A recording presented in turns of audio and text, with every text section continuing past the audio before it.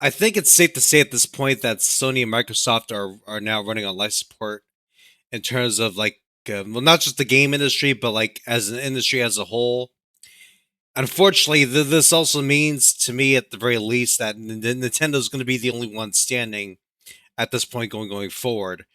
However, though, if Nintendo's gonna like survive this whole ordeal with all the crap that Sony and Microsoft has been pulling, they're gonna have to make some positive changes with themselves and understand that they can't keep spitting out lawsuits here and there and everywhere.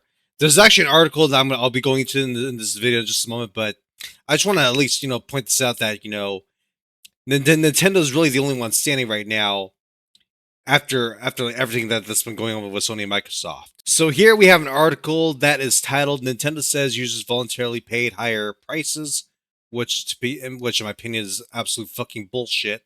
Have no right to tariff refunds. Well, bullshit again.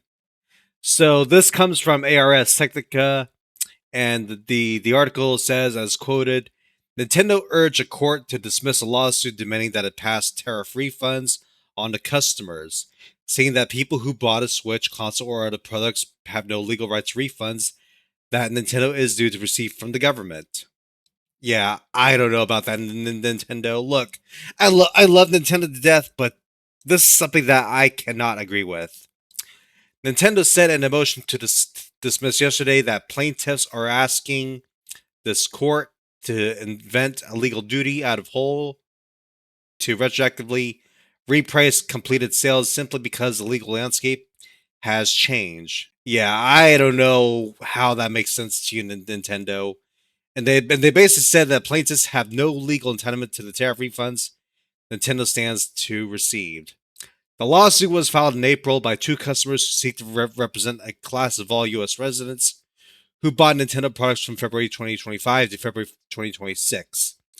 California resident Gregory Hoffert and Washington resident Prashant Sharon filed a class action complaint in U.S. District Court with the Western District of Washington, alleging unjust enrichment and a violation of the Washington Consumer Protection Act's prohibition on unfair or deceptive acts.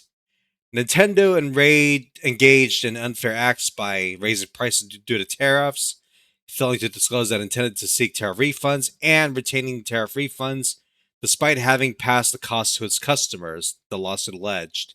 In their unjust enrichment claim, plaintiffs said Nintendo profits were unjustly obtained as a result of its price increases on goods subject to unlawful tariffs.